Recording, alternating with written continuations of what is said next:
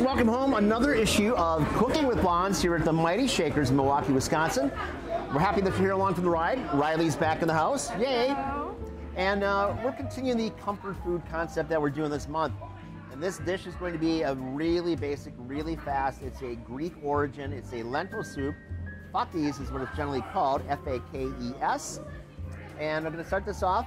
Again, we're really a fan of our garlic oil, and what we do is we take garlic cloves and make a confit out of that, which is with fat, the fat being the olive oil. We bake that together, extract a whole lot of flavor off the garlic itself, and it does two things. We have then the caramelized garlic that we use in all sorts of dishes here at Shakers, but we also have this marvelous garlic oil. So we're going to begin. Simple stock pot.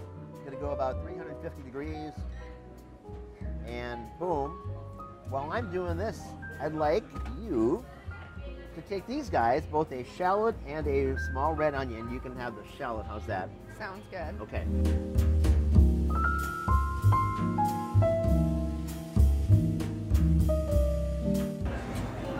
So that can go immediately into there. Okay.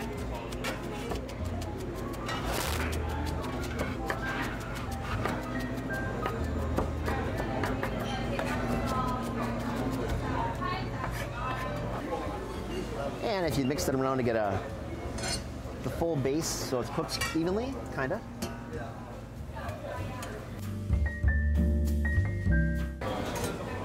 Making my eyes water. I had that effect on people. All right, so this is a real basic tomato paste. If you want to use fresh tomatoes, obviously in season, that's the preferred way to go. This time of year, December, Wisconsin, we're using a tomato paste. So this can now go into there as well. Lovely. This is oregano. In my mind, this is the preferred spice component for Greek dishes. And obviously a lot of Italian dishes as well. Mediterranean is everywhere. Vital component in the Herbe de Provence in France. It's just multi-purpose, but it really makes this dish. There's two types of oregano. One is the Greek or Turkish oregano, and the other is the Mexican style. The Mexican is used for any number of things in Central and South America, but it's a drier, more astringent flavor. This is a little bit more well-rounded, and when you cook at these things, you'll actually taste the difference as well. So what we have over here are two types of lentils. So we have these red lentils, and we have green lentils. Green lentils have a little bit more of a peppery flavor, I think, to them. So what we've done is we've soaked these here, and I've already rinsed them once, because I want to get some of the starches out of here, and then we soaked them a bit more. So this starchy water we're going to retain because I want it to be very thick kind of a soup. So lentils, if you had soaked them overnight, they'd be ready to rock and roll, and you're looking at about a 15-minute prep. If you didn't have the foresight to do them ahead of time, Bob, then it's probably going to be like a 30 or 35 or 40-minute cooking process. So these can now go into here as well. I'm going to turn the heat up a little bit. Your adoring audience wants to see this. I know. Your adoring audience. Smells to me like it needs a little bit of peppercorn, so I'm using just a cracked peppercorn as opposed to a finely ground pepper. There's a big difference in the flavor profile, though you might not think that unless you work with these all the time. Take a little bit of granulated garlic as well, just to boost this along a little bit. Now, one trick that I learned a long time ago was to take some vinegar, and I prefer using red wine vinegar. We don't need a lot in there. It's about 1.5 ounces worth. And there's a misnomer about vinegar as well. So if the vinegar isn't something that you could just take a teaspoon of, and of course you might grimace, but if it's not something that you can actually drink by yourself, you shouldn't cook with it. Same thing with wine.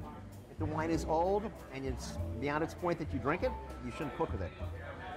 So we do have a lovely little wine here. And if you'd be so kind, Riley, as to give it, well, I don't know, maybe an ounce or so max. Yay. So you can say that vinegar is wine and wine is vinegar, and at some point they might be. It's acetic acid that's in both these. They're both derived from grapes, right? However, there's a different process that goes on with them, and they both add remarkable qualities to your dishes.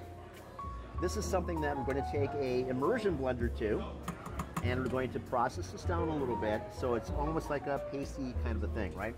It's going to be lovely. But what benefits that tremendously is going to be the starch water that we came off from soaking this. Sound good? Yeah.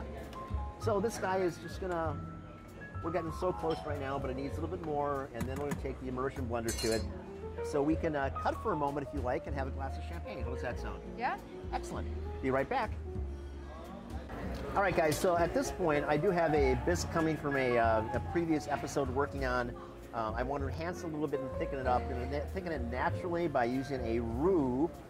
So roux is, at least this roux is going to be a blonde roux as opposed to a mahogany roux. It's going to be basically equal parts of fat, in this case butter, and flour. This is the real simple all-purpose flour. There are other flours you can use that give you different results, but this is what I happen to have behind me at the moment, and that's what I'm going to use. So I said that this is a blonde roux as opposed to mahogany. That just means it has the color pretty much like this, or like Riley's hair. So again, we're cooking with blondes here, right? So if we did this as a mahogany roux, we would make a tomato or tomato paste or something like that, and we would marry that together with it, and then it would take on this kind of pinky reddy kind of complexion. If you would do what I'm doing, I'm going to turn this down, and what I want you to do is do like circle eights, right, or figure eights. Yeah. So please do that. So a roux is something that is used both in things like a bisque, where this is going to go. It's also used in things like chowders. So we will make more that's going to go into there to finish that off. And you can use, dairy products like cream as well that will also fortify this. But sometimes you don't want to be just, too ridiculously buttery. So I'm going to take a little more flour into here.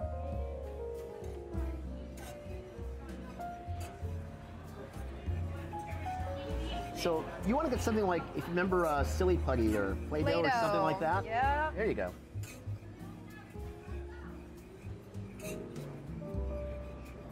All right, back on heat for a moment. Still mixing? Intermittently, yes. Intermittently. Okay, so we've gotten away from this lovely little whip right here and using now this instead. We don't really want it to break, so it's starting to, what I can do is add a little more flour to it.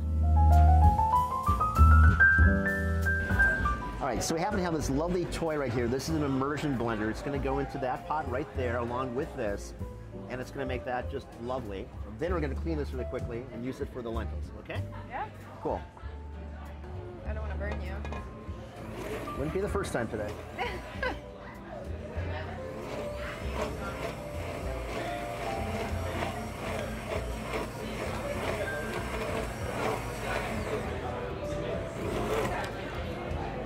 Got it in?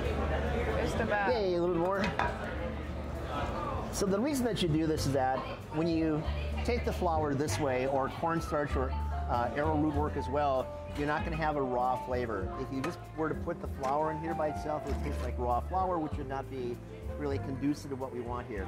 But you can just see already how this has come together, and that's really what you want to have in your bisque.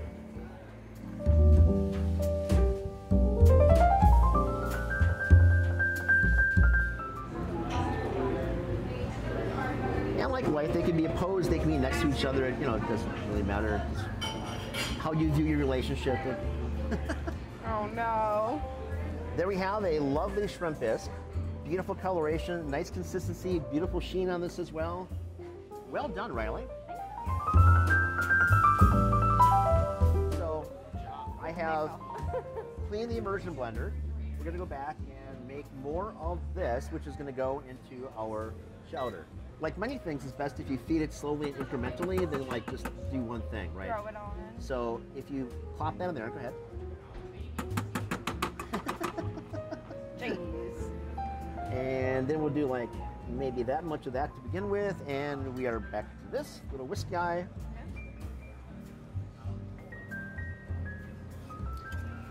I'm sorry, I should have said it. It's good to get these little melty first. Yeah. Get fats and melty, and then we'll move in. But we're all good. But while we have time, I'm going to take our fakis, our lentils here, and this time I want you to do this. So it's real simple, but it'll spit up at you too. So kind of keep it in motion and keep it down. Yeah. Okay.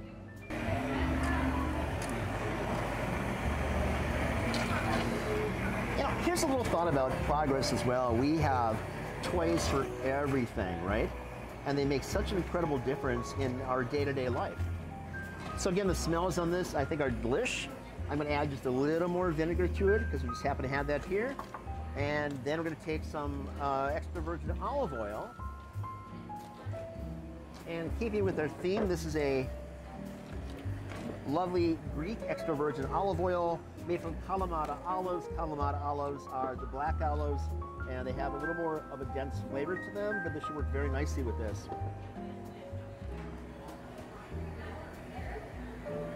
So you can just look at this and you can well imagine this has got that, you know, stick to your ribs kind of thing. You're out skiing, you're shushing, you're doing something, and this is the kind of thing you want to come home to because it's just going to make you happy, feel good. 100%. Or you have a hard day here or whatever. Yeah. So here's our salt box that we use obviously all the time. There's different types of kosher salt. This is finer. We have others that are flakier. It doesn't matter which one you use. If you want to use Himalayan pink salt, you certainly can as well. And this is just about perfect, I think. Yeah. So at this point, we can put it back up, let it sit. We can serve this up. Here, let's go ahead. We'll serve one. And how about this guy? I'll swap you. Perfect. And then I guess for the adornment on there, since we happen to have some lovely parsley right there, we can take that and right do a like little chiffonade. Yep.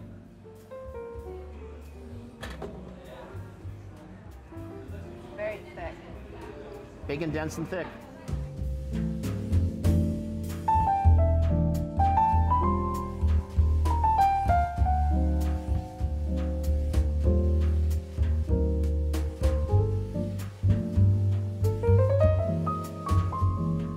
So what we have over here, Oh, we forgot about that. we forgot about this. So this is broken on us, but that's okay. We can fix that as well. Still usable? Let's find out. Some more fat. It's part of it, right? Turn that nasty thing off. And maybe what we need to do is take this. And some things you just can't save. Some things you can work on to the end of the world and you're not going to make them better, and you just have to start over. And you have to be able to realize that as well. And gosh, you know, our investment or cost of this is like 37 cents, so it doesn't matter if it doesn't hurt. fix, right? So what we don't want to have is this clumpy little thing going on. So I'll give it a moment longer to see if we can work our way through that. It looks like we're really not getting there, No, right? I say start over. So what we're going to do is dump this whole pan.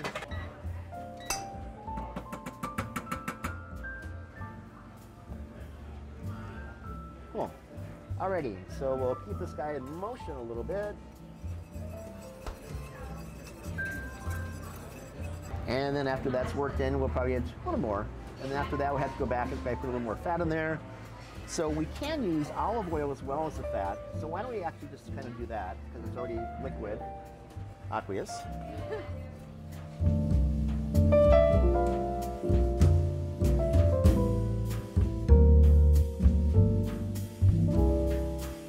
So as I began or preface, you can use any fat you want, right?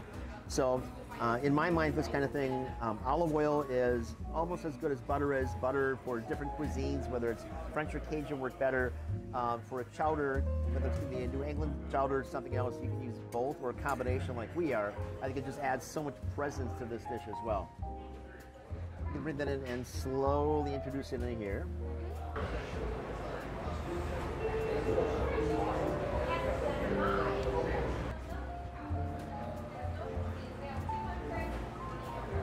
So into that pan, I want you to take about 4 ounces of heavy cream, or about what's in there. And we'll mix that around, yep. The whole thing. Alright. So you can see what's already happening here. You can already see it's starting to thicken up a little bit, right? Yeah. It's got this other nice, it already had a silky tone to it, but it's got a denser tone to it, like a little foggy tone, if you will. So now what I want you to do is to mix that enough to get the residual roux into there. And there's still some residual heat that's there as well. And then we're going to marry that into here. Now you can bring that into here, please.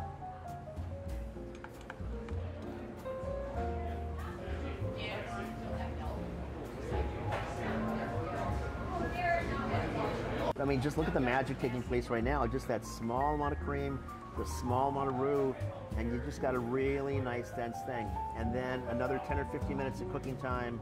This will be every part of that, again, winter experience for soup that you want.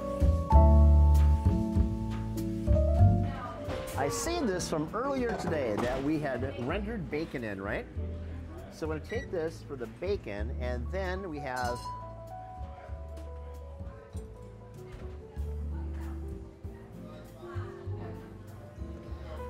these potatoes that I pared before you got here.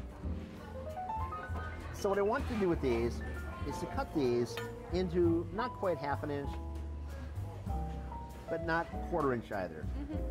So like that, and then you take each one of these and kind of move it around here so you get a real nice little coating, and they're gonna go like that. Yeah.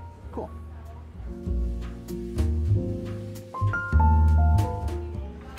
Can't get enough of this beautiful garlic oil we have here. You can make it yourself at home.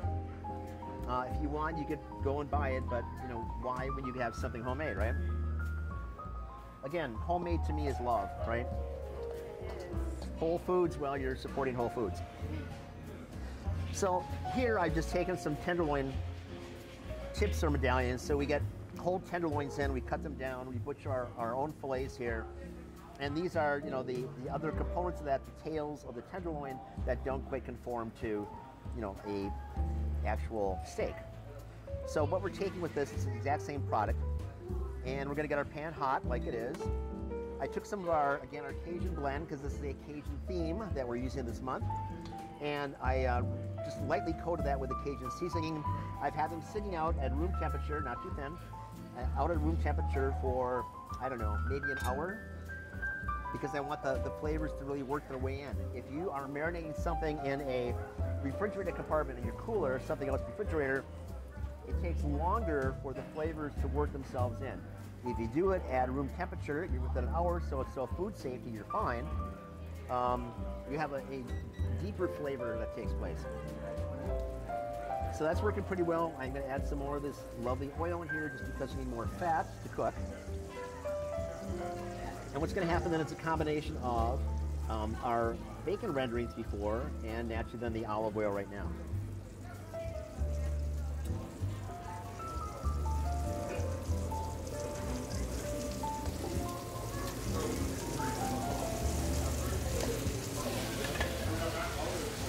I'm really a fan of Worcestershire, especially lean parents, on steak. And I think it just adds so much of all those fun little flavors that maybe you wouldn't pick up by yourself, like tamarind or anchovy. That's what makes this. Same thing with your Bloody Mary. The best Bloody Marys are made with this product, not with some of the generic Worcestershires that are out there. So we're gonna bring all of that really groovy kind of flavor into here. Riley, I'd like you to grab a lemon, which should be right underneath you on the right-hand side. Now, we talked about this before, but for those of you in the audience, you get more flavor and more juice out of a lemon if you roll it first, right? You free the membranes up, and then you can cut that guy, and then we'll take you a pair of tongs. Now watch your fingertips. Yep. Cool. So, a whole lot of ways to do this as well. You take half, and you can squeeze like this, and then in that, keep in mind that you got to watch out, because if this is too far low, it's going to then have the liquid trail down here and onto your hands. So you kind of figure out how you're doing more lateral than anything else, okay? Yeah. That's for you. Right on. Into here. Yep.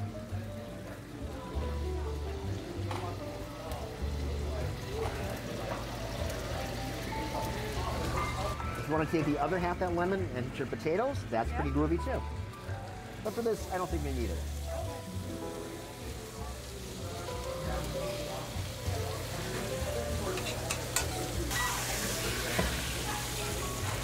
So you can turn them over now. If you wanted to, add a little butter because it adds a little more flavor to it, but you don't have to. It's okay if they crumble. It's for the family anyway, right? We're not cooking for the queen today. It's good. I'm going to put a little dollop of red wine in.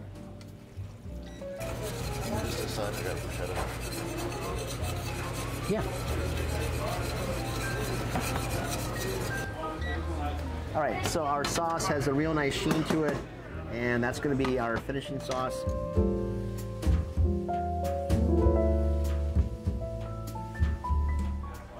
So here I got just some real simple little roasted red pepper that we use every day for a variety of things, and just a little thin slice like that. While I'm doing this, you're going to take a mound, I don't know, maybe like a fourth of that, and put that right there.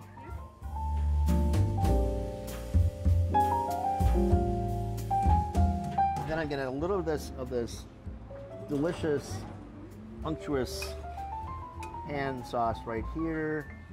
Yum, yum, yum. Beautiful. Take a little bit of our red that I'm going to put maybe right here. And then we'll take some green and be Christmassy with red and green.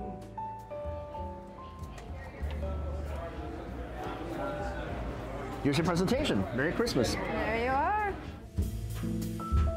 Hope you had a great time with this. There's hundreds of episodes to watch of Cooking with Blondes here at Shakers. We want your feedback by all means, positive or negative, but I can't imagine how that would be because Riley's here. So by all means, have yourselves a marvelous holiday and enjoy your family, enjoy the people you love, and cheers to you.